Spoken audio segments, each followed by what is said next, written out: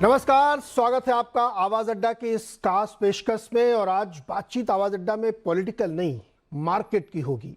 Market की इसलिए कि वित्त वर्ष का पहला दिन आज से शुरू हुआ है और नए वित्त वर्ष की आप सबको बहुत बहुत शुभकामनाएं। और उम्मीद करते हैं कि जिस तरीके से मार्केट ने इस नए साल की शुरुआत की है, अंत भी इससे बेहतर होगा।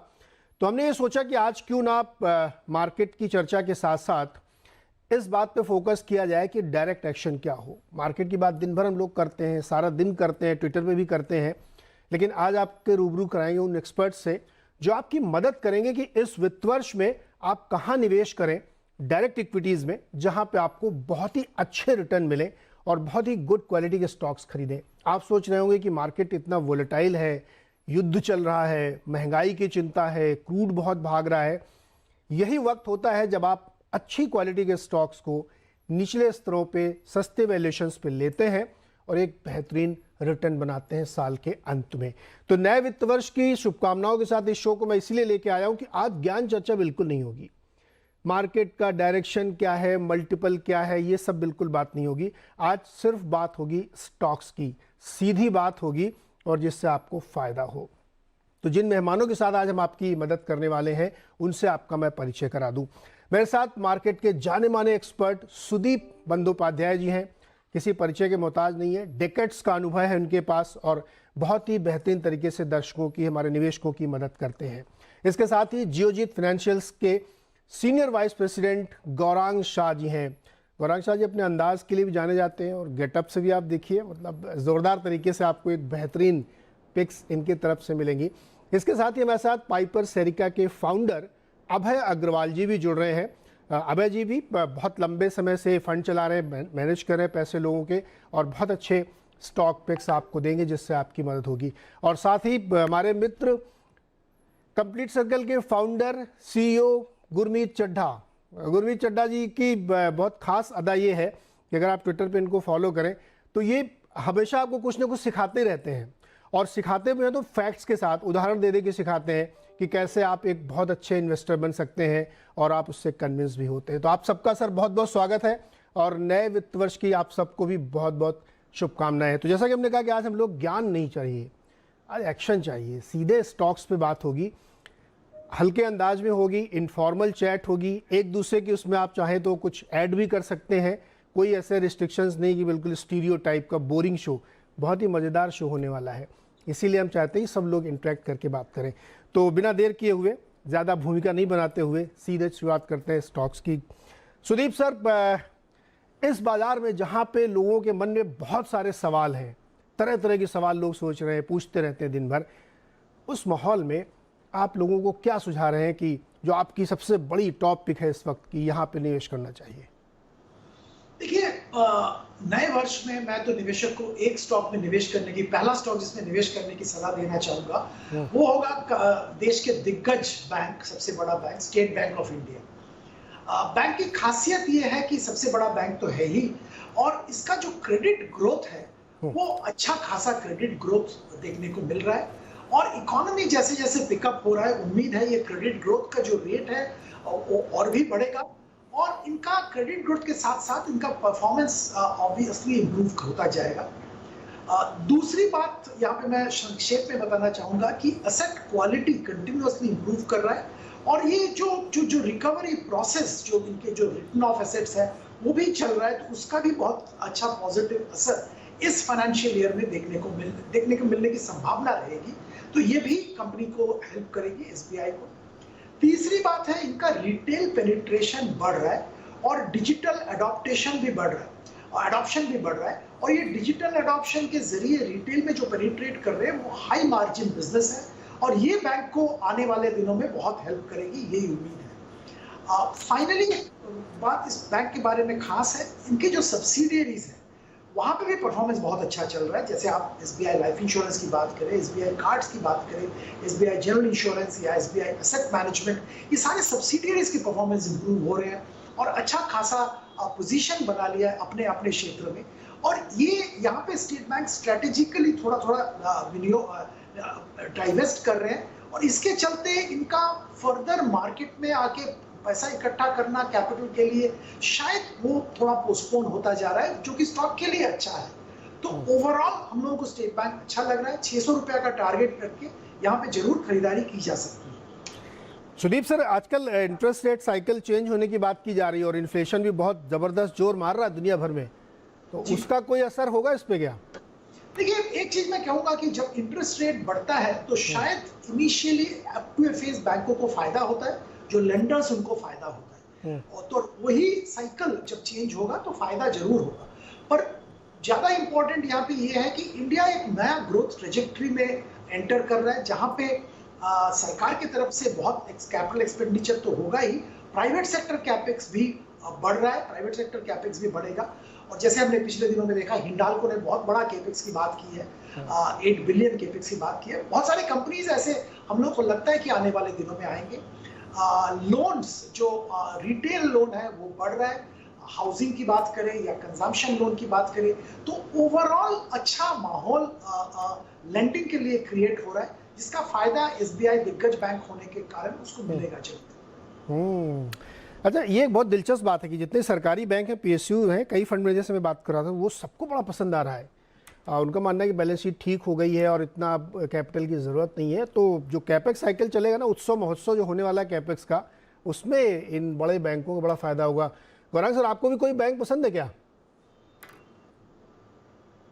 नीरज जी, इस मंच पर आमंत्रित करने के लिए तो मैं सहमत हूँ हमारे मित्र सुदीप जी से कि बैंकिंग क्षेत्र इसलिए भी आपको अच्छा लगना चाहिए नीरज जी, क्योंकि ये जो कच्चे तेल में उबाल आया है उसकी मार मैन्युफैक्चरिंग सेक्टर को ज्यादा होगी, खास करके इस वित्तीय वर्ष में जब पहली और दूसरी तिमाही के नतीजे आएंगे।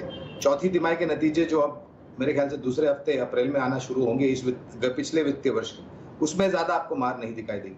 और इसको लेकर के अगर आपको एक सुरक्षित अंदाज से या फिर रूप में निवेश करना है, तो हमारी राय में जियोजित में सर्विसेज क्षेत्र जहां पर आईटी है, बैंकिंग है, एनबीएफसीज हैं, टेलीकॉम सर्विस प्रोवाइडर कंपनीज हैं, इंश्योरेंस कंपनीज वगैरह, इस तरीके के क्षेत्र में आपको निवेश करना चाहिए।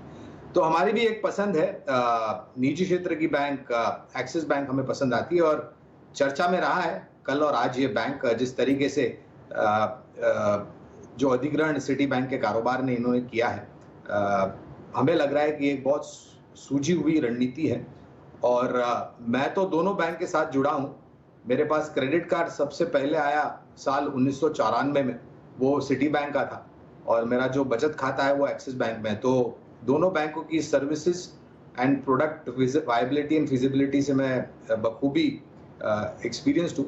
और हमें लग रहा है कि अगर आपके पास लंबी अवधि का नजरिया है तो बैंकिंग क्षेत्र, खास करके मैं सहमत हूँ कि सरकारी बैंक चुनिंदा कुछ बेहतरीन करेंगी, लेकिन जिस तरीके से एक इतिहास रहा है नीरज जी, निजी क्षेत्र की बैंकों ने बहुत ही बेहतरीन तरीके से बाकी अन्य सरकारी बैंकों को आउट परफॉर्म किया और ये आने वाले समय में जारी रहेगा। तो एक्सिस बैंक एक ऐसा विकल्प है जो हमें लग रहा है कि आने वाले समय में इस डील के बाद, सिटी बैंक की डील के बाद और नतीजों के आधार पर जो आने वाले होंगे उसको ध्यान में रखते हैं, तो हमें लग रहा है कि करीबन 950 तक के लक्ष्य आपको एक्सिस बैंक में हासिल होने चाहिए, बशर्ते कि आपका नजरिया लंबी अवधि का। गौरांग सर, आप कह रहे थे 94 में आपके पास पहली बार कार्ड आया था? जी बिल्कुल सही फरमा रहा हूँ। गजब सर, तब तो मैं पढ़ रहा था, मेरे पास तो सिर्फ वैसे ही बैंक अकाउंट ही था, सिर्फ कार्ड तो सुना था मैंने सिर्फ। तो हमारी उम्र का अंदाजा लगा लीजिए। नहीं, आवाज पे आने वाले सभी लोग दिल से 18 के होते हैं, उम्र कुछ भी नहीं। Age is just a number, nothing else. जी, मैं इसमें बताना चाहूंगा जी कि मुझे भी सिटी बैंक का कार्ड 94 में मिला था। हाँ। तो गौरव जी के साथ मेरा भी उम्र का अंदाजा लगा। ओके गुरमीत, बैंक बहुत पसंद है आपको भी क्या? ये बैंकिंग सेक्टर पूरा आपको बहुत अच्छा लगता है? हाँ नहीं, तो मैं कुछ हद तक अग्री करता हूँ सुदीप जी और गौरव जी से। हमने क्या देखा है, अभी क्या होगा नीरज जी, इस साइकिल में मुझे लगता है थोड़ा सा डिफरेंशिएशन होगा। अगर आप देखिए आईसीआईसीआई बैंक की अगर मैं बात करूं, अगर आप उनका एयूएम एसेट बुक देखें तो 2019 से 21 जो एक टफ पीरियड है, उन्होंने करीबन करीबन 13% का ग्रोथ दिया। उसके साथ साथ एसेट क्वालिटी जो है कंट्रोल में लाए। और बैंक में 3 रेशियो समझने की बहुत जरूरत होती है। पहला आपका कॉस्ट टू इनकम रेशियो होता है। अगर आपका कॉस्ट टू इनकम रेशियो कम रहेगा तो जितना आप डिजिटल अडॉप्ट करेंगे, कॉस्ट टू इनकम रेशियो का उतना जैसे जैसे अडॉप्शन होगा कम होता है। तो आईसीआईसीआई बैंक का मुझे लगता है 40% है, उससे कम भी हो सकता है जिस तरीके से उन्होंने डिजिटल इनिशिएटिव्स लिए। दूसरा आपकी एसेट क्वालिटी होती है, जो आप ग्रो करना बहुत आसान है बैंकिंग में। अच्छी एसेट क्वालिटी के साथ रिस्पॉन्सिबली ग्रो करना ज्यादा इंपॉर्टेंट है। तो आप अगर देखिए तो 1% के नीचे उनका नेट एनपीए आ गया है, बहुत अच्छा काम हुआ है। और अगर आप एडवांसेस की बात करें तो वहां भी उनकी जो है इंडस्ट्री लीडिंग ग्रोथ है। इसके अलावा नीरज जी, अगर आप नेट इंटरेस्ट इनकम देखें पिछले 2-3 साल में, कई बार ये सवाल आता है कि एचडीएफसी ने 2 साल में उतना अच्छा नहीं किया जितना आईसीआईसीआई एसबीआई ने किया। उसका आंसर आपको नेट इंटरेस्ट इनकम में मिलेगा। अगर आप आईसीआईसीआई का एनआई देखेंगे तो 12,000 करोड़ के आसपास क्वार्टर का हो गया। इनफैक्ट 1-2 साल में साल का शायद 60,000 करोड़, जिसे हम कोर ऑपरेटिंग भी बोलते हैं। तो अगर आप ये 3 रेशियोज में देखेंगे और उसका अभी आप बुक वैल्यू निकालेंगे, वैल्यू ऑफ सब्सिडीज निकालेंगे, जो उसका इंश्योरेंस बिजनेस है, सिक्योरिटीज बिजनेस है, एसेट मैनेजमेंट आर्म है, आपको बैंक में काफी वैल्यू दिखेगा। तो मुझे लगता है आईसीआईसीआई बैंक अच्छा करेगा। और मुझे लगता है इससे ज्यादा अच्छा जो हम ये डिस्कशन कर रहे हैं आपने कि कैसे रिटेल पार्टिसिपेशन बढ़ रहा है, जो फाइनेंशियलाइजेशन है, जो इक्विटी कल्चर बढ़ रहा है, उसके जो बेनिफिशियरीज हैं जैसे सीडीएसएल है या कैम्स है, कुछ एसेट मैनेजमेंट कंपनीज हैं, वो मुझे लगता है बहुत ज्यादा अच्छा करेंगे। अगर आप जैसे कैम्स को देखिए, फॉर एग्जांपल, हमने सीडीएसएल कई बार डिस्कस किया है आपके साथ शो में। आप कैम्स को देखिए, आरटी एजेंट है, डिओपोली है, 70% मार्केट शेयर है। टॉप 10 म्यूचुअल फंड में से करीबन 7 म्यूचुअल फंड कैम्स के साथ अपना रिकॉर्ड्स मेंटेन करते हैं। ये एक तरीके का IT financial IT infrastructure provide करता है। अगर मैं बड़ी सिंपल लैंग्वेज में बोलूं, 200 करोड़ का टॉप लाइन है, 100 करोड़ का एबिटा है, बहुत एसेट लाइट बिजनेस है। आप सीडीएसएल देखेंगे 100-125 करोड़ के टॉप लाइन में आपको 70-80 करोड़ का एबिटा दिखेगा। तो मुझे लगता है नॉन फाइनेंशियल्स, क्योंकि वो ज्यादा एसेट लाइट है, और ये हमने ट्रेंड देखा है इस सेल ऑफ में भी कैसे रिटेल इन्वेस्टर्स ने, डोमेस्टिक इंस्टीट्यूशन ने पार्टिसिपेट किया है, वो भी मुझे लगता है बैंक के साथ अच्छा करेगा। ये गुरमीत, जो आपने 2 नाम और लिए ना, सीडीएसएल और कैम्स की, ये तो वाकई मतलब इमर्जिंग इंडिया की एक बड़ी थीम है। और जिस तरह से रोज हम लोग डेटा देखते हैं, नए नए ग्राहक जुड़ते जा रहे हैं। मैंने कहीं पढ़ा था कि जब भी कोई नया आईपीओ आता है तो उसके हर फोलियो के हिसाब से पैसे लगने लगते हैं, मतलब मीटर चालू हो जाता है, उधर इधर कुछ भी हो आपका। जैसे मैंने बोला कि ये ना ये अगर जैसे हमने आपके उसमें सीडीएसएल का बात किया था, आप देखिए अगर आप ट्रांजैक्शन करेंगे तो वो डिलीवरी में उनको कुछ शेयर मिलता है, बोनस एक्शन होगा, कॉर्पोरेट एक्शन होगा तो उसमें रेवेन्यू है, डिविडेंड क्रेडिट होगा तो उसमें रेवेन्यू है, ई केवाईसी करेंगे, ई वोटिंग करेंगे, उसमें रेवेन्यू है। तो मुझे लगता है कि ये ब्रॉडर जिसे हम कहते हैं ना डिजिटल एक्टिविटी जो हो रही है इन्वेस्टिंग की, उसको कैप्चर करता है। और आप देखिए 75% डीमैट अकाउंट जो खुले हैं पिछले 1 साल में, वो 30 साल से नीचे के उम्र के लोगों के खुले हैं। तो एक ये यंग इंडिया जो पार्टिसिपेट कर रहा है, मुझे लगता है ये काफी सेकुलर ट्रेंड। बिल्कुल, उम्र कोई भी हो, यंग थीम प्ले करनी है तो आपके लिए ये बहुत ही जबरदस्त पिक बताइए जी। सुधीर सर, आप कुछ कहना चाह रहे थे? इसमें मैं एक चीज बताना चाहूंगा, गुरमीत जी ने जैसे बोला बिल्कुल ठीक बोला। एक चीज मैं ऐड करना चाहूंगा, ये दोनों कंपनी जिनका जिक्र इन्होंने किया, सीडीएसएल और कैम्स, अगर आप उनके क्षेत्र में देखेंगे तो उनका ग्रोथ डिस्प्रोपोर्शनेटली हायर हुआ है compare to their nearest competitor. ये भी एक बात नजर में रखना होगा कि इनका ना, दोनों कंपनी का, गुरमीत जी ने जिनका जिक्र किया, इन्होंने कंपटीटिव पोजीशनिंग के हिसाब से अगर देखें, उन्होंने बेहतरीन परफॉर्म किया विज़ावी उस सेक्टर के जो कंपटीटर है उनसे। करेक्ट, ये बात बिल्कुल सही कही आपने। और उसके बाद थोड़ी जानकारी मुझे भी, लेकिन वो यहाँ बताना ठीक नहीं है, कॉम्पिटिटर की जानकारी है वो लोग समझ जाएंगे पढ़ के। अच्छा अभय जी, इससे पहले कि आप अपनी पिक बताएं, आप क्या इस बात से सहमत है कि अभी आरबीआई जो है कुछ ब्याज दर बढ़ाएगा अपनी पॉलिसी में 8 तारीख को? नहीं, जरूर मुझे ऐसा लगता है बढ़ाएंगे, पर मुझे ये भी लगता है कि वो बहुत ज्यादा हॉकिश गाइडेंस नहीं देंगे मार्केट को। क्योंकि क्या है, अगर आप रेट बढ़ाएंगे तो उसका सबसे ज्यादा नेगेटिव इम्पैक्ट एक middle lower income consumption class को होता है, जो ईएमआई पे जिनकी बढ़ जाती है तो उनकी एबिलिटी जो घर खरीदने की, गाड़ियां खरीदने की कम हो जाती है। तो आरबीआई इस बात से हमेशा कॉन्शियस रहता है कि जो रेट हाइक होता है उसका disproportionate impact middle class consumption sector को होता है। तो आरबीआई मुझे लगता है कि ज्यादा अगर उनको लगेगा कि डिमांड साइड की वजह से इन्फ्लेशन ज्यादा है, सप्लाई साइड की नहीं, डिमांड साइड की तरफ से है, तो फिर वो थोड़ा ओएमओ ट्विकिंग करके लिक्विडिटी एब्जॉर्ब कर लेंगे। पर जितना मैंने पढ़ा है और बात करी है, मुझे नहीं लगता कि आरबीआई का ये व्यू है कि ये डिमांड साइड इन्फ्लेशन है तो इसको रेट हाइक करके बड़ा कम करना पड़ेगा। मेरे ख्याल से ये सप्लाई साइड रिलेटेड इन्फ्लेशन है, क्योंकि डिफरेंट रीजंस की वजह से सप्लाई टाइट है ग्लोबली, कमोडिटीज की, ऑयल की, क्रूड की। तो वो अपने आप होपफुली अगले 6 महीने में सॉर्ट आउट हो जाएगी। तो अभय जी, फिर आपके पास कौन सा बढ़िया नायाब हीरा है जो न्यू एज वाला हो, बिल्कुल नए जमाने वाला स्टॉक? तो नीरज जी, पहले तो जो भी मैं स्टॉक्स बोलूंगा, बताऊंगा, उनके बारे में बात करेंगे, वो सब हमारे पीएमएस या और मॉरिशस फंड में है, तो ये एक मैं पहले डिस्क्लोजर दे देना चाहता हूँ। दूसरा, हमारा जो अप्रोच है वो टॉप डाउन अप्रोच है। तो पहले हम देखते हैं कि इंडस्ट्री कौन सी बढ़ रही है, और फाइनेंशियल सर्विसेज की मेरे तीनों पैनलिस्ट ने बात करी, बहुत अच्छा लंबे समय तक ग्रोथ रहने वाला है।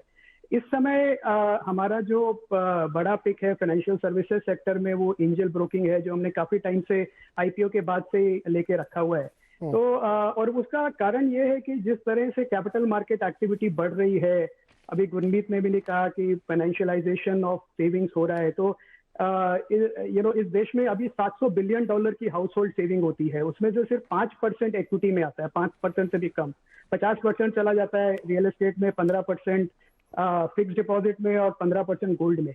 तो आप खुद सोच लीजिए कि कितना सिर्फ 5% आ रहा है 700 बिलियन का, और इसी ने बचा लिया मार्केट को जब एफपीआई की सेलिंग आई। तो ये जो 5% है, ये 10% होगा, 10 का 15 होगा, और इसके साथ में जो डीमैट अकाउंट है वो भी बढ़ेंगे। अभी सिर्फ 6% पेनिट्रेशन है, 8 करोड़ अकाउंट है, सिर्फ 6% पेनिट्रेशन है, ये भी बढ़ के 15% होगी। और इसके साथ साथ जो डिजिटल ब्रोकर्स हैं, जिनका मैं नाम लूं तो अपस्टॉक, जीरोधा, एंजल ब्रोकिंग और ग्रो, ये 4 बड़े हैं। इन चारों का मार्केट शेयर अभी ऑलरेडी हो गया है 45% टोटल रिटेल ट्रेड टर्नओवर में, और इसका उम्मीद है कि ये 65% हो जाएगा अगले 4 साल में, 3 साल में।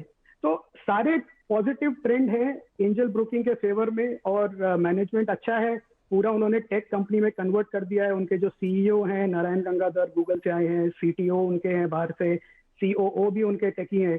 तो पूरा फोकस उनका ये है कि जितना मार्केट शेयर कैप्चर कर सके करे। ऑलरेडी 20% मार्केट शेयर है डेली रिटेल ट्रेडिंग उसमें, और स्टॉक का जो वैल्यूएशन है वो भी अभी बहुत रीजनेबल है, 16 टाइम फॉरवर्ड के लेवल पे ट्रेड करता है, 28 रुपए डिविडेंड देते हैं साल का। तो हर तरह से हम देखते हैं तो हमें लगता है कि ये तो अच्छी ग्रोथ स्टोरी है। अगले 3, 5, 8, 10 साल के लिए भी इसको कोई लेके रखे तो उसको मल्टी बैगर गेन होंगे, ऐसी हमारी उम्मीद है। अच्छा, एक चीज मैंने देखा भी इसमें, जो भी हमने सारे स्टॉक जाने, इसमें ऐसा लगता है आप सब लोग मिले हुए हैं सर जी। CAMS, CDSL, Angel One, transaction के लिए आईसीआईसीआई बैंक, एक्सिस बैंक और एसबीआई, मतलब पूरा कंप्लीट फाइनेंशियल बास्केट आपने हमारे निवेशकों को बता दिया। जो पसंद हो वो ले लो, सारे ले लो, सारे बहुत ही टॉप क्वालिटी के हैं। गौरांग सर, आप मुस्कुरा रहे हैं, कुछ थीम बदलेंगे क्या? यही थीम मैं बता रहा था आपको नीरज जी के सर्विसेज सेक्टर पर मेरे ख्याल से अभी आपको ज्यादा जोर देना चाहिए। और मैं बिल्कुल सहमत हूँ ये बात से कि जिस तरीके से ये जो युवा पीढ़ी है भारत देश में, और वो एक हिस्सा बनना चाहती है और बन रही है भारत की अर्थव्यवस्था, विकास दर, आगे बढ़ते हुए शेयर बाजार, और ये जब ये सब गुण आप में आते हैं कम उम्र में, तो आपका जो भविष्य है वो बहुत ही सक्षम रूप से सुरक्षित हो जाता है। और तकलीफ ये थी कि अब तक स्कूल कॉलेजेस में फाइनेंशियल इन्वेस्टमेंट, सेविंग्स की जो अहमियत है वो जब हम थे तब सिखाई नहीं जाती थी, लेकिन आज बखूबी है। आपको बहुत सारे प्लेटफॉर्म्स मिल रहे हैं, जानकारियां मिल रही हैं, लोग शिक्षित हो रहे हैं, बचत, और उस बचत को आप निवेश में कैसा बदलते हैं और कहां पर निवेश करना चाहिए वगैरह। तो और मैं ये हमेशा मानता हूं नीरज जी के, आप एक उदाहरण के तौर पे मार्च के महीने में जिस तरीके से विदेशी संस्थागत लोगों ने बिकवाली की है, अगर स्थानीय संस्थागत निवेशक उसका सामना नहीं कर पाते तो हम यहाँ से और गहरे खाई में उतर जाते। लेकिन इतनी बड़ी बिकवाली के बाद भी आप ये देखिए कि स्थानीय संस्थागत निवेशकों ने सहारा दिया बाजार को, और इसका एक मूल कारण यह है कि लोगों में जागरूकता आ गई है कि शेयर बाजार के में निवेश करना है तो उसके बहुत अलग अलग माध्यम है। आप सीधे निवेश कर सकते हैं, पीएमएस में निवेश करते हैं, और सबसे उचित जो एक स्तर है इसका, जो निवेश का जरिया है, वो है म्यूचुअल फंड एसआईपी। और एम्फी के तरफ से जो आंकड़े आए हैं वो अपने आप में गवाही हैं कि किस तरीके से फुटफॉल्स बढ़ रहे हैं। जी सर, आपका अगला पिक मेरा नीरज जी एक कॉन्ट्रेरियन बाय कॉल ऑटो क्षेत्र से होगा, जहां पर मैंने टाटा मोटर को उतारा है। लोग बहुत ही घबरा रहे हैं कि ऑटो क्षेत्र की जो परिस्थिति है वो बहुत तकलीफ के दौर से गुजर रहा है, लेकिन बाजार में थोड़ा बहुत जोखिम उठाना चाहिए शेयर बाजार में, और उसी लिहाज से हमें टाटा मोटर पसंद आता है। और सबसे बेहतरीन बात यह है कि इनकी जो बिल्ड क्वालिटी यानी कि सेफ्टी स्टैंडर्ड्स है वो बहुत ही ऊपर की तरफ है। क्रैश टेस्ट में इन्होंने 5 स्टार्स या 5 स्टार से ऊपर हासिल किए हैं बिल्ड क्वालिटी को लेकर के। और ईवी सेगमेंट में जिस तरीके से इनका मार्केट शेयर है, जेएलआर को लेकर के बिक्री, कमर्शियल व्हीकल को लेकर के आगे बढ़ रहे हैं, और स्क्रैपेज पॉलिसी आज से लागू हो गई है, तो मुझे लग रहा है कि टाटा मोटर एक बेहतर विकल्प है। और मैं मानता हूं कि लक्ष्य के रूप में करीबन 585 के लक्ष्य आपको हासिल हो सकते हैं, और इन्होंने दाम में बढ़ोतरी भी की है हाल ही। अरे कमाई करेंगे तो खर्चा भी तो करेंगे, गाड़ी वाड़ी भी तो खरीदेंगे। और ईवी क्या जबरदस्त बिक रही है टाटा की, नंबर्स रोज आते हैं हम लोगों के सामने। देखिए आज भी एक नंबर आया था, काफ़ी ज़्यादा ईवी गाड़ी में बेचो। सड़क पे सबसे ज़्यादा गाड़ी इन्हीं की दिख रही है, ईवी की। हाँ, तो सुदीप सर, अगला खर्चा कहाँ करना है? देखिए, मैं खर्चे की तो बात नहीं करूंगा, बट मैंने गौरव जी ने जैसे थीम चेंज किया, कॉन्ट्रेरियन काइंड ऑफ बेट, मैं भी सर्विस सेक्टर का बात बहुत हो गया। मैं अभी एक दिग्गज कंपनी का जिक्र करना चाहूंगा जो कि दबाव में था, बहुत सारे न्यूज र्यूमर के वजह से प्रेशर में था। यूपीएल अपने क्षेत्र के दिग्गज कंपनी, ग्लोबल बिजनेस है, और जो जियोपॉलिटिकल टेंशन चल रहा है उसका खास असर इस कंपनी पे नहीं आएगा। यूक्रेन बिजनेस इसका करीब 2% ओवरऑल रेवेन्यू का है, तो बहुत ही छोटा हिस्सा है, और कोई सब्सटैंशियल कोई सप्लाई चेन में भी डिसरप्शन नहीं हुआ इनका। तो एक तो ये आज के दिन में ये पॉजिटिव माना जा सकता है। दूसरा, जैसे हम जानते हैं, डिफरेंशिएटेड और इनोवेटिव प्रोडक्ट्स ला रहे हैं जो कि मार्जिन को हेल्प करेगा।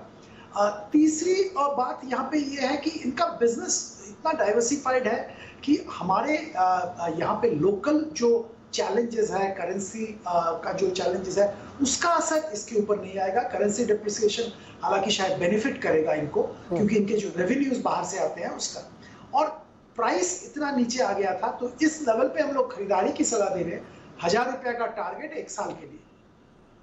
यूपीएल लीडिंग कंपनी है और इंडेक्स की कंपनी है, और बहुत ही बढ़िया एग्रीकल्चर सेगमेंट में काम कर रहे हैं। तो अग्रवाल साहब, दूसरा, अब कोई थीम चेंज कर रहे हैं आप या? जी बिल्कुल, थीम चेंज करते हैं, मैन्युफैक्चरिंग की तरफ चलते हैं, क्योंकि सर्विसेज पे काफी बात हो गई। तो हमारे यहाँ एक और पसंदीदा जो कंपनी है वो है डिक्सन, जिसके बारे में सब जानते ही हैं। कॉन्ट्रैक्ट मैन्युफैक्चरर है इलेक्ट्रॉनिक डिवाइसेस के, देश की सबसे बड़ी कंपनी है उस स्पेस में जो लिस्टेड है। सो अभी देखें इनके इंडस्ट्री के आंकड़े, तो कई बार समझ में नहीं आता कि ऐसा कैसे हो गया कि $100 बिलियन का हमारा इलेक्ट्रॉनिक का कंजम्पशन है, washing machine, computer, laptop, AC, fridge मिला के, और उसमें से बनाते हम $10 बिलियन का भी नहीं है। तो ये जो आत्मनिर्भरता की बात हो रही है, उसमें सबसे बड़ा जो नाम आता है वो है इलेक्ट्रॉनिक्स का, कि क्यों चाइना जैसे एक देश है जो पूरे विश्व का 50% मार्केट शेयर है इलेक्ट्रॉनिक मैन्युफैक्चरिंग का, हमारा है 2%। तो मतलब ये 2% और जो 50% का जो गैप कम करना है, इस पे सरकार का पूरा ध्यान है इस तरफ। और पीएलआई स्कीम से उन्होंने पहली बार मेरे ख्याल से इस देश में हुआ है कि किसी को साइज की वजह से बेनिफिट मिला है। तो सरकार ने कहा है कि आप जितना ज्यादा बनाएंगे आपको उतना ज्यादा हम इंसेंटिव देंगे। वो पहले क्या था कि स्मॉल स्केल इंडस्ट्री पे ज्यादा फोकस था, जिसकी वजह से हम कभी कॉम्पिटिटिव नहीं हो पाए मैन्युफैक्चरिंग में। तो अब ये पूरा नजरिया बदल गया है। अब सरकार कह रही है कि आप आइए, बाहर की विदेशी कंपनी है तो भी ठीक है, देशी कंपनी है तो भी ठीक है, पर जितना आप ज्यादा बड़ी प्लांट बनाएंगे, जितना ज्यादा लोगों को हायर करेंगे, जितने ज्यादा सेल करेंगे, एक्सपोर्ट करेंगे, आपको उतना ज्यादा इंसेंटिव देंगे। तो अब कॉम्पिटिटिव हो रहे हैं, हमारा प्राइस पर यूनिट कम हो रहा है। और इसमें डिक्सन हमको इसलिए पसंद है क्योंकि इस कंपनी ने बहुत जबरदस्त ग्रोथ दिखाई है क्वार्टर ऑन क्वार्टर, और अपना कैपेक्स भी जो किया है उसमें कोई भी डेट उन्होंने ज्यादा नहीं बढ़ाई है। और मार्जिन्स को भी प्रोटेक्ट किया है। अभी भी इतना कमोडिटी प्राइस इंक्रीज हुआ पर फिर वो भी उन्होंने पास ऑन कर दिया है कस्टमर्स को जो उनके। तो डिक्सन ऐसी कंपनी है जो अभी लिटरली 50% मार्केट शेयर है एलईडी लाइटिंग का, 20% मार्केट शेयर है। जो भी टीवी बनते हैं देश में उसमें 20% डिक्सन बनाता है और वो कंपनी बड़े ही होती जा रही है। तो एक लॉन्ग टर्म ट्रेंड को प्ले करे तो अगेन ऐसी कंपनी है जो अपने अच्छे सॉलिड मैनेजमेंट की वजह से हमें लगता है कि अगले 5 साल में अच्छा ग्रोथ देगा इन्वेस्टर्स को। बिल्कुल सही कह रहे हैं सर आप। और ये नए नए फीचर्स आते हैं ना तो लोग जल्दी जल्दी बदलते भी हैं, बहुत जल्दी जल्दी चीज़ों को बदलना पड़ता है क्योंकि नए फीचर्स ऐड हो गए, 2-3 साल में हो गए। और डेली लाइफ की आपकी जो प्रॉब्लम है उनको जो सोल्यूशन प्रोवाइडर हैं, मैं जब अपने ग्रेजुएशन या पीजी में था तो मुझे किसी ने बड़ी अच्छी बात बताई कि जो कपड़े होते हैं वो एक्सटेंडेड स्किन होते हैं, जो व्हील्स होते हैं वो एक्सटेंडेड लेग्स होते हैं, और ये आपकी डेली लाइफ को इम्प्रूव करते हैं। वैसे ही जैसे कार है, एसी है, फ्रिज है, मोबाइल है, ये सब आपकी डेली लाइफ की प्रॉब्लम सोल्यूशन है। और इसीलिए डिक्सन जैसी कंपनी है, वाइट गुड्स की कंपनी को बड़ा गजब का फ़ायदा होता है। गुरमीत सर आप एग्री करते हैं इस थीम से? हाँ, मैं नीरज जी अग्री करता हूँ जो अभी जी ने बोला। इनफैक्ट एक जो ब्रॉडर ट्रेंड है जो हमें समझना चाहिए, क्या होता था कि इंडिया में अगर आप देखिए कुछ सालों में हमें जो पहला एडवांटेज आ रहा था वो लेबर आर्बिट्राज का आता था, और जिसे बोलते हैं मैन्युफैक्चरिंग लैंग्वेज में बोलते हैं डीपनिंग ऑफ असेंबली, राइट। अभी ये जो सेकंड फेज ऑफ ग्रोथ आ रहा है, ये आ रहा है कंपोनेंट इकोसिस्टम का, बैकवर्ड इंटीग्रेशन का। अगर आप बड़ी बड़ी कंपनीज को देखें, आप बड़े जो भी बड़े ब्रांड्स हैं उनका फोकस अब ब्रांडिंग और प्लेसमेंट पे ज्यादा है। जो डिजाइन है और मैन्युफैक्चरिंग है वो इंक्रीजिंगली आउटसोर्स हो रहा है, और मुझे लगता है कि इंडिया उसका एक बहुत बड़ा बेनिफिशियरी डिक्सन डेफिनेटली होगा। डिक्सन ने एक जो चीज और अच्छी करी है जो मैं ऐड करना चाहूंगा कि पीएलआई स्कीम का ऑब्वियसली अभी जी ने बोला बेनिफिशियरी है। इसके अलावा वो क्या कर रहा है कि ओडीएम में मूव कर रहा है। जो उसने वॉशिंग मशीन और लाइटिंग में किया, अब वो पार्शियली उसने टीवी पैनल्स में किया, अब वो बाकी ग्रोथ एरियाज में कर रहा है। तो ये बड़ी अपॉर्चुनिटी है। और इनका क्या है, सबसे अच्छी बात यह है कि इनका एक आरओसी हडल है कि 20% आरओई होगा, 25% आरओसी होगा। एक एंकर इन्वेस्टर लेते हैं और फिर बाकियों के लिए उस चीज को डेवलप करते हैं। तो उससे मॉडल, क्योंकि ये बिजनेस काफी लो मार्जिन बिजनेस है, तो आपका जो रिटर्न रेशियोज है और टर्न अराउंड टाइम है वो काफी इंपॉर्टेंट हो जाता है। तो मेरे लिए मैन्युफैक्चरिंग एक बड़ा थीम है। उसमें आप जो भी सेक्टर्स, उसमें आप चाइना प्लस वन बोल लीजिए, इंपोर्ट सब्स्टिट्यूशन बोल लीजिए। आप देखिए जैसे मिंडा इंडस्ट्रीज है, ऑटो पिछले 3 साल से कॉन्ट्रैक्ट हो रहा है, लेकिन मिंडा एक ऐसा कंपनी है जिसने ग्रो किया, उसने कंपोनेंट्स ऐड करता जा रहा है। स्विचेस और हॉर्न्स बनाता था, आज एलईडी लाइट्स बना रहा है, कार एयरबैग्स बना रहा है, एलॉय व्हील्स बना रहा है। तो कंटेंट पर कार जिसे हम कहते हैं उस पर फोकस हो रहा है। आप पॉलीकैब देखिए, खाली ईपीसी और बी2बी प्लेयर होता था वायर्स और केबल्स में, अभी बी2सी गया है। केबल्स और वायर्स में 22% का उनका मार्केट शेयर है। उनका ऑफिशियल लक्ष्य है 20,000 करोड़ का FY25 FY26 का, जिसे वो उसे प्रोजेक्ट लीप कहते हैं। फास्ट मूविंग इलेक्ट्रिकल गुड्स में आ रहा है, पीएलआई स्कीम में भी पार्टिसिपेट कर रहा है। बहुत सारे एपीआई नेम्स हैं। मुझे ये लगता है कि फार्मा आउटसोर्सिंग बहुत बड़ी अपॉर्चुनिटी है इस डेकेड की। ये बिजनेस थोड़ा लंपी है और थोड़ा समझ में कम आता है, लेकिन आपको इसमें बहुत 3-4 साल में ग्रोथ दिखेगा। आप हर कंपनी देखिए, डिवीज से लेके लॉरस से लेके जो भी एपीआई और कस्टम सिंथेसिस स्पेस में जितना कैपेक्स वो अगले 2-3 साल में कर रहे हैं, उन्होंने पिछले 25-30 साल में भी नहीं किया है। तो ये जो पूरी थीम है जिसमें आप API, semiconductor, electronics, auto part सारे लेते हैं, मुझे लगता है इसका एक बास्केट बनाना चाहिए और डाइवर्सिफाइड तरीके से इसको प्ले करना चाहिए। परफेक्ट। तो क्या इसी से जुड़ी आपकी अगली थीम है क्या, या कुछ और है?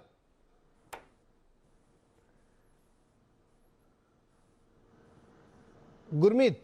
हाँ जी सर, हाँ जी। आपकी जो अगली थीम वो इसी से जुड़ी हुई है या कुछ नया लेके आएंगे आप?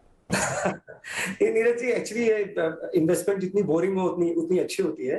जितना नया और फैशनेबल होता है, हमने देखा अभी क्या हुआ पिछले 2 महीने में। मेरी अगला थीम जो है वो एक डिजिटल इंडिया पे है नीरज जी। मैं इस बारे में काफी बात करता हूँ।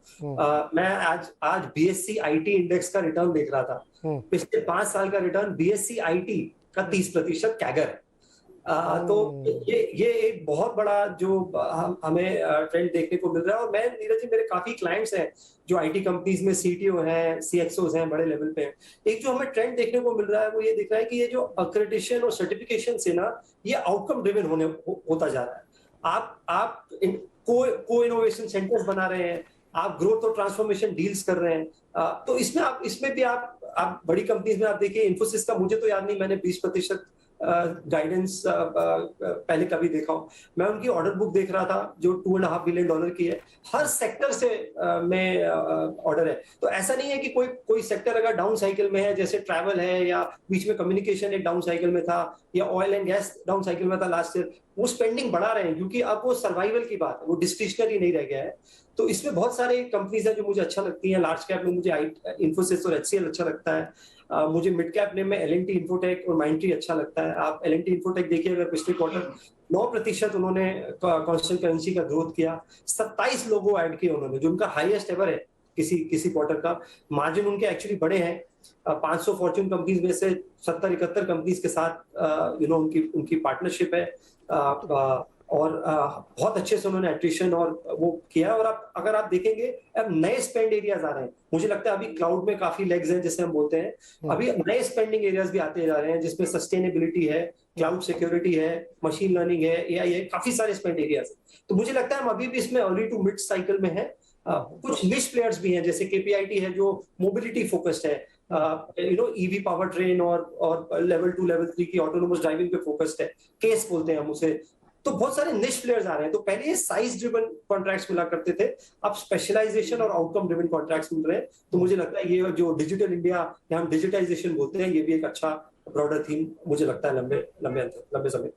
नहीं, ये IT वाली थीम तो बहुत ही अच्छी है, और किसी को समझना है तो BSE IT इंडेक्स देख ले, या कुछ नहीं TCS का एक लंबा सा चार्ट खोलिए आप 10-12 साल का, अपने आप आपको थीम समझ में आ जाएगी कि IT किस तरह की ग्रोथ करी। जी सुदीप सर, आप कुछ कहना चाह रहे हैं? जी, मैं गुरमीत जी के साथ सहमत हूं, उनका जो पहला थीम था उसके साथ, कि जो चाइना प्लस इंपोर्ट सब्स्टिट्यूशन, ये एक बहुत बड़ा रोल प्ले करेगा मैन्युफैक्चरिंग इंडिया में और मेक इन इंडिया में रादर।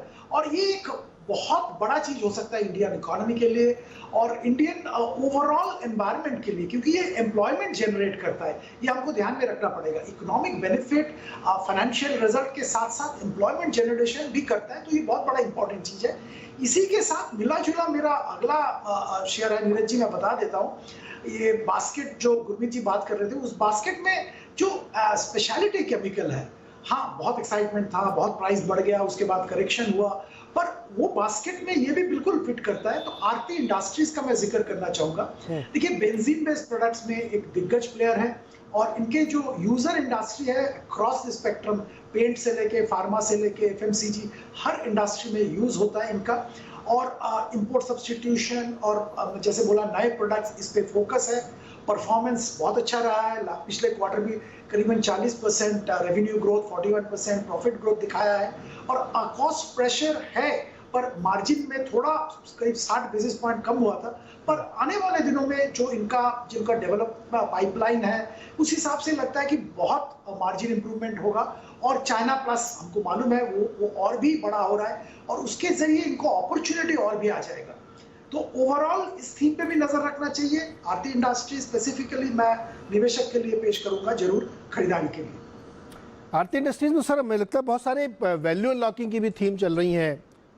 कई सारे इसमें मैंने सुना था कि कॉर्पोरेट डेवलपमेंट्स भी हो सकते हैं, बड़ी डिटेल्ड इसमें रिपोर्ट्स आ रही हैं, तो वो भी एक बड़ा प्ले होगा इसमें।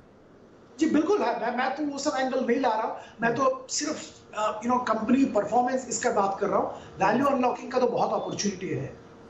करेक्ट। तो ये एक बहुत ही ज़बरदस्त कंपनी आरती इंडस्ट्रीज, चाइना प्लस की बेनिफिशियरी, और इसको आप डिटेल में अगर आप पढ़िए, इसकी रिपोर्ट्स पढ़िए, तो बहुत ही ज़ोरदार कंपनी यहाँ पे लगती है।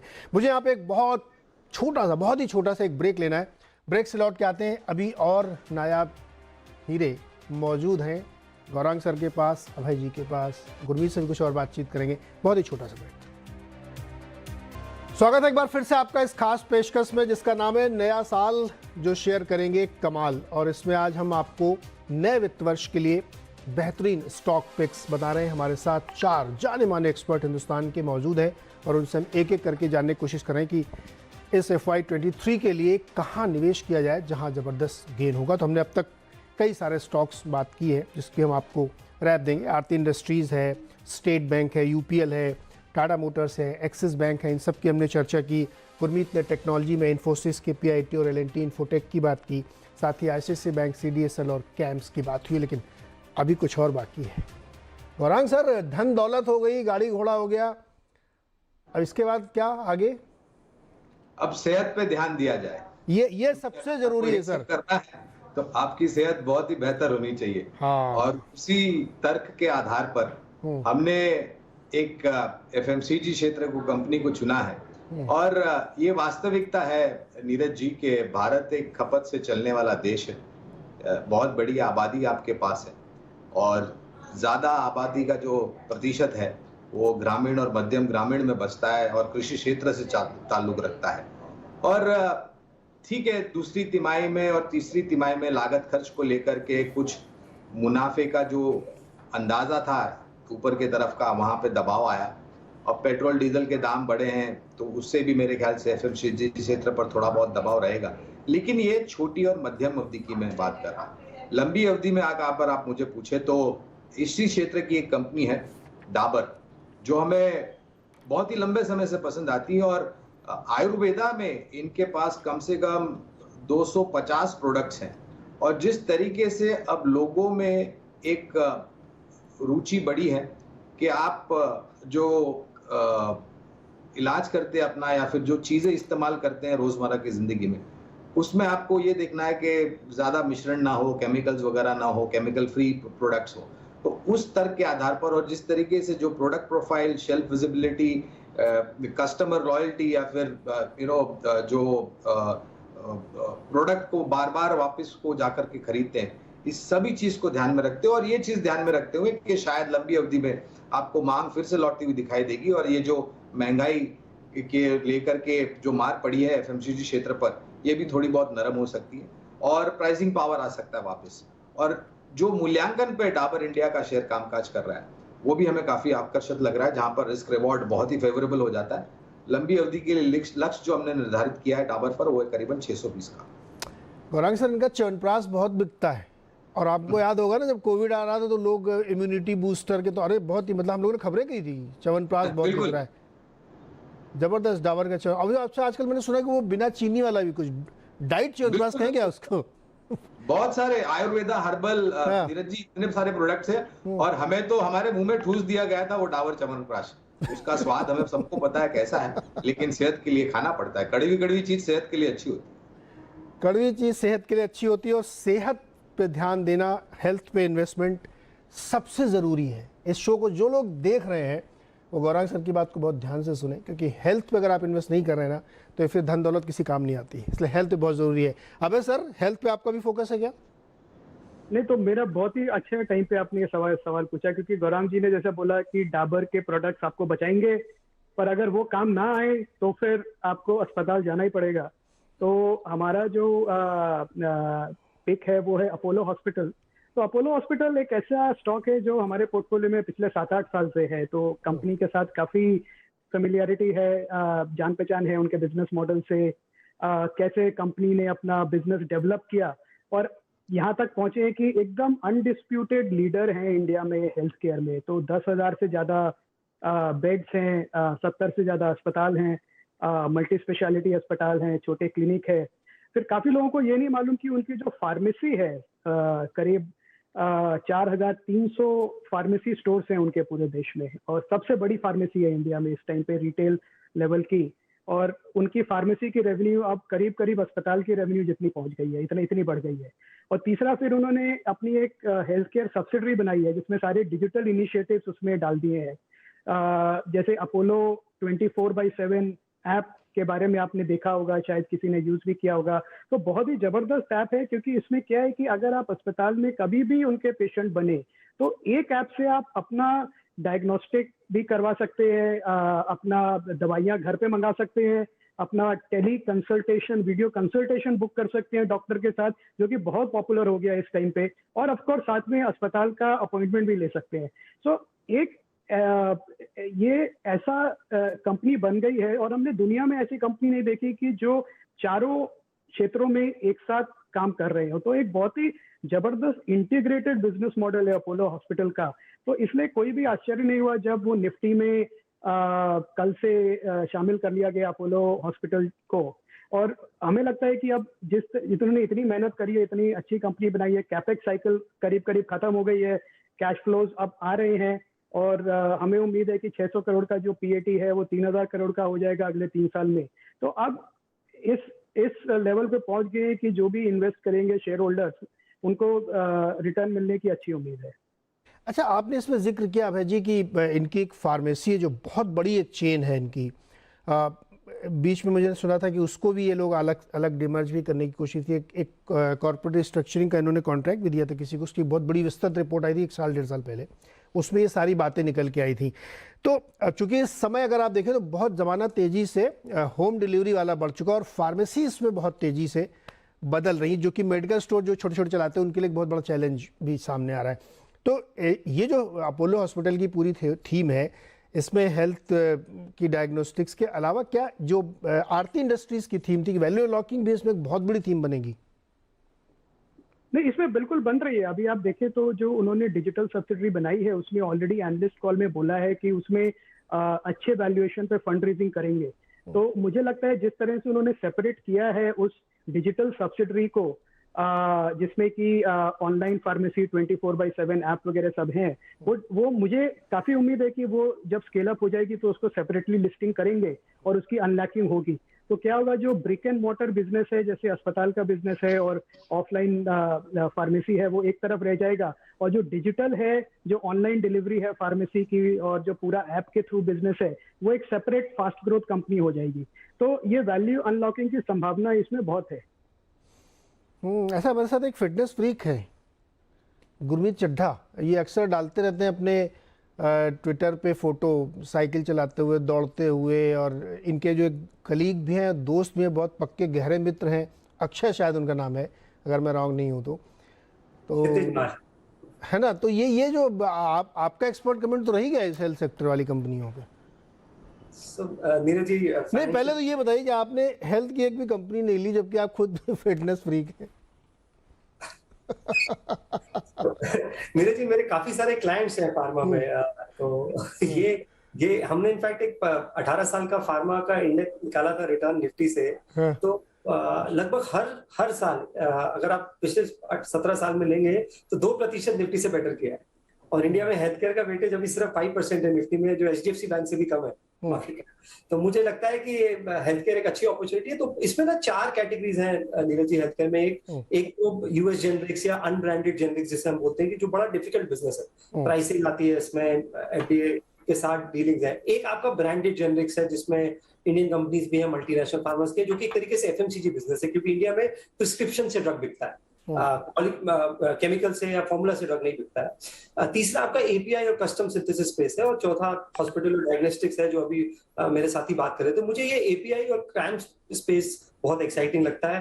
अगर आप देखिए टीवीज की अगर हम बात करें तो पिछले क्वार्टर उनका जो कस्टम सिंथेसिस बिजनेस है वो लगभग 60-65% है ओवरऑल रेवेन्यू का। 2200 करोड़ के आसपास उन्होंने क्वार्टरली रेवेन्यू करी। मॉलनुपिराविर ड्रग्स से ऑब्वियसली उनको मदद मिली। 30 मॉलिक्यूल का कॉन्सेंट्रेटेड पोर्टफोलियो है, ये इस पे एक्सपेंशन हो रहा है, डी बॉटलनेकिंग कर रहे हैं, और उनको लेट लाइफ साइकिल स्ट्रेटजीज में ऐड करते हैं। तो अगर आप टॉप मल्टीनेशनल कंपनीज में देखेंगे तो डीबीज का बहुत अच्छा रिलेशनशिप है, बहुत सुपीरियर केमिस्ट्री स्किल्स है। लॉरस लैब्स की आप बात करें, पिछले में थोड़ा सा अंडर परफॉर्मेंस रहा है क्योंकि उनका बहुत ज्यादा डिपेंडेंस था एआरवी एपीआई। दर्शकों के लिए बता दूं, एचआईवी रिलेटेड एपीआई होता है और फिनिश डोज फॉर्मुलेशंस पे वो फोकस करते थे। अब उनका नॉन एआरवी एपीआई पे फोकस है, जैसे ऑन्कोलॉजी है, बाकी एपीआईज है। कस्टम सिंथेसिस बिजनेस उनका बहुत अच्छा ग्रो कर रहा है, लगभग 60% ग्रो किया है। 2 कोविड एपीआई का उनको इस साल मिला है, और उन्होंने एक प्रोजेक्शन दिया है 2023-24 तक कि वो $1 बिलियन रेवेन्यू टच करेंगे। डॉक्टर चेवा आए थे। तो मुझे लगता है अगर आप वर्ल्ड की बड़ी कंपनीज देखें, कैटेलैंड देखें, लॉन्जा देखें, जो भी बड़ी आउटसोर्सिंग कंपनीज है, उनका रेवेन्यू $4-5 बिलियन है। हमारी सबसे बड़ी कंपनी का रेवेन्यू $300-350 बिलियन। तो मुझे लगता है ये अपॉर्चुनिटी काफी बड़ी है, और इसमें क्या होता है, थोड़ा टाइम लगता है अप्रूवल आने में, पर एक बार आ जाता है तो एंट्री बैरियर बहुत हाई होता है नीरज। तो मैं एपीआई क्राइम स्पेस पे ज्यादा फोकस करूंगा हेल्थ केयर पे। नहीं, बिल्कुल ये बात आपकी सही है कि ये सेक्टर ऐसा ना अनटच्ड है। मैं आ रहा हूँ सुदीप सर आपके पास भी ये, और इसको मैंने भी पिछले कुछ समय से बड़े क्लोजली ट्रैक करना शुरू किया है।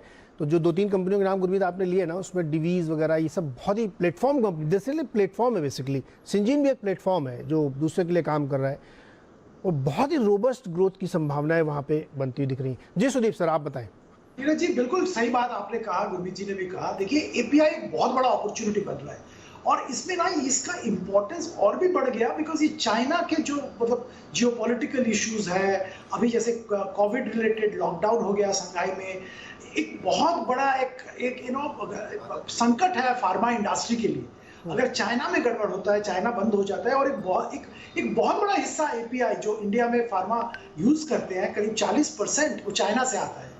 तो ये इस स्थिति से निकलने के लिए हम लोगों को एपीआई पे फोकस करना पड़ेगा। मैन्युफैक्चरिंग कंपनीज एपीआई जो जिसमें लगे हुए हैं, तो जैसे आप लोग कह रहे हैं बिल्कुल सही बात है, तो डिवीज तो है ही, और इसके अलावा भी मतलब मैं तो ये कहूंगा कि ऐसे और 4-5 बड़े कंपनीज इंडिया में आ सकते हैं जो कि आने वाले दिनों में एक नया आउटसोर्सिंग के जगत में एक इन्फोसिस जैसा एक नाम कमा सकते हैं, अच्छा खासा नाम कमा सकते हैं। करेक्ट। एक चीज़ और रह जा रही गुरमीत, वो आपके पास है। आपने जो आईटी सेक्टर पूरा हमको समझाया, जिसमें इन्फोसिस, KPIT, L&T, यहाँ पे मैं अपने दर्शकों की मदद के लिए बताऊँ, या जो मैं भी समझूंगा इन लोगों से, कि आईटी में जनरली एक ट्रेडिशनल आईटी सर्विसेज कंपनी के तौर पे हम लोग देखते हैं जिसमें ये सारी कंपनी जाती है, लेकिन एक नई थीम उसमें वो डिजिटल AI वाली निकली है, जिसमें कुछ कंपनियां स्पेशलाइज्ड हैं, और जो पुरानी ट्रेडिशनल कंपनियां उन्होंने भी काम बड़े स्तर पे शुरू किया है, लेकिन कुछ का जो धंधा ही सिर्फ यहीं पे है। तो थोड़ा इसको गुरमीत आप बाइफरकेट कीजिए, ये जो डिजिटल वाली कंपनीज है ना, यहाँ पे बहुत ज़्यादा ग्रोथ की अपॉर्चुनिटीज लोग कह रहे हैं बनती हुई दिख रही है। नीरज जी, से हम न्यू एज कंसेप्ट इन्वेस्टिंग भी बोलते हैं। जैसा मैंने बोला कि कुछ निश प्लेस है, फूड टेक्नोलॉजी है जिसमें आपको फूड एग्रीगेटर्स मिलेंगे। मेरे हिसाब से जुबिलेंट फूड्स भी फूड टेक्नोलॉजी कंपनी है, जिसे QSR में बोलता हूँ। आज आप देखिए 50% उनके ऑर्डर उनके ऐप्स पे आते हैं। बहुत ही अच्छा बिजनेस मॉडल है। फिर कुछ कंपनीज हैं जो बहुत निश, जैसे लेटेंट व्यू का भी पीछे IPO आया था। इंटेलेक्ट डिजाइन है जो फिनटेक पे या BFSI पे कंप्लीटली फोकस्ड है। गेमिंग कंपनीज हैं। आप देखते होंगे आए दिन हमें कोई ना कोई नेट बैंकिंग डाउन मिलती है लीडिंग बैंक्स की। साइबर सिक्योरिटी मेरे हिसाब से एक बहुत बड़ा थीम है, जो आगे मुझे लगता है जो भी क्राइम्स होंगे, फ्रॉड्स होंगे, सब साइबर से, जिस तरीके से क्रिप्टो करेंसीज में भी हम देख रहे हैं काफी हमें साइबर फ्रॉड्स देखने को मिल रहे हैं। तो साइबर सिक्योरिटी एक और एरिया है। इंडिया में unfortunately pure listed companies come है। US में एक ETF है जिसका नाम है बग ETF, उसमें सिर्फ साइबर सिक्योरिटी फर्म भी है। तो मेरे हिसाब से इस न्यू एज कंपनीज का एक छोटा सा आपको ना बास्केट बनाना चाहिए जो आपको ठीक से समझ में आता है। सिर्फ सोशल मीडिया पे या जो फैशनेबल है उससे मत लीजिए, क्योंकि ये बिजनेस बहुत हाई ग्रोथ बिजनेसेस हैं, ट्रेडिशनल तरीके से वैल्यू नहीं होते हैं। तो आप PE बेसिस पे और ऑर्डर बुक बेसिस पे इनको वैल्यू नहीं कर पाएंगे, जो हमें ट्रेडिशनल मैट्रिक्स की आदत है। तो मेरे हिसाब से मुझे लगता है कि फिनटेक, साइबर सिक्योरिटी, गेमिंग और जो ये डायरेक्ट टू कंज्यूमर कंपनीज आ रही है नायका की तरह, मैं स्पेशली नायका की अकेले की बात नहीं करना चाहता, वो बहुत सारी कंपनीज हैं जो D2C स्पेस में आ रही है। कुछ अनलिस्टेड है, कुछ आपको IPO देखने को मिलेगी। इसका आप एक बास्केट बनाइए। अगर आप में वो रिस्क टेकिंग एपेटाइट है, उस बास्केट पोर्टफोलियो का 5-6-7% हो सकता है, उसमें आप 7-8 नाम लीजिए। मान के चलिए कि कुछ कंपनी शायद अच्छा नहीं कर पाएंगे, आपको नुकसान देंगी, पर जो अच्छा करेंगे वो आपको काफी अच्छे मल्टीपल्स में अच्छा करके देंगे। तो डाइवर्सिफिकेशन मेरे हिसाब से की है। और दूसरा, हमें थोड़ी आदत पड़ गई है ये इंस्टेंट रिटर्न्स बनाने की।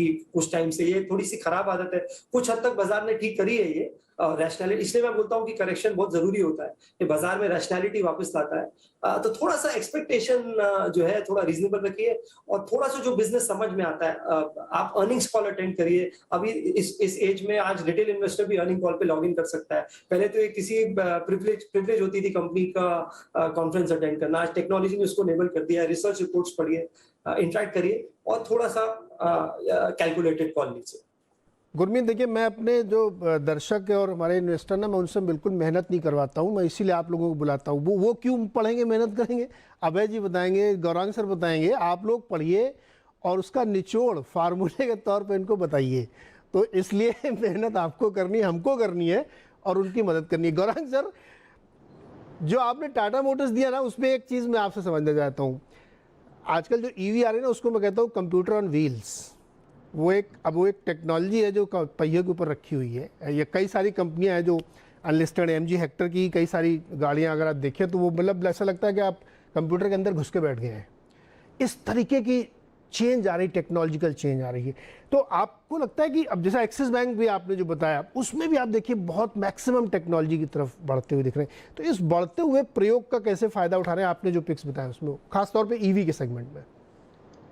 सबसे पहले तो नीरज जी, मेरे ख्याल से जो सफलता इलेक्ट्रिक व्हीकल्स को मिली, और मैं बस कुछ 2 या 3 दिन पहले ही महाराष्ट्र और मुंबई में जो इलेक्ट्रिक व्हीकल्स की रजिस्ट्रेशन हुई थी उसके आंकड़े देख रहा था, और मैं तो चौंक गया था प्रतिशत को देख करके, क्योंकि पिछले साल की तुलना में करीबन 125%, 140% तक के इजाफे हम देख रहे हैं। और ये जो बदलाव है वो उपभोक्ताओं ने दोनों हाथों से इसको स्वीकार किया है।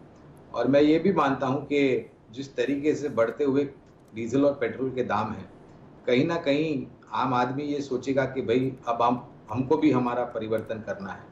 तो ये इलेक्ट्रिक व्हीकल की जो अभी चड्ढा जी भी जिक्र कर रहे थे इवॉल्विंग टेक्नोलॉजीज को लेकर के, तो ये आईटी ही है जो एनेबल करती हैं इलेक्ट्रिक व्हीकल्स की जो अंदरूनी कॉम्प्लिकेटेड टेक्नोलॉजी है उसको बनाने के लिए। और यहाँ पर अगर फिर से जो इस तरीके से हमने जिक्र किया था कि सर्विसेज इंडस्ट्रीज को आपको जोर देना चाहिए, और आज का हम चारों विशेषज्ञों का अगर आप पोर्टफोलियो देखें तो ज़्यादा महत्व, वजन या तवज्जो जो है वो आईटी क्षेत्र और बैंकिंग क्षेत्र के तरफ ज़्यादा गया है, और बाकी अन्य सर्विसेज प्रोवाइडर वाली कंपनियों में। तो आईटी क्षेत्र में ये एक कंपनी है, मझौली आईटी कंपनी है मेरे ख्याल से, वो है टाटा एलेक्साई। और मैंने आप ही के चैनल पर इसका जिक्र किया था जब हमारे मित्र आशीष वर्मा जी एंकरिंग कर रहे थे शो का, हर्षदा जी भी थी और वीरेंद्र जी भी थे। मैं 10-15 दिन पहले की बात कर रहा हूँ।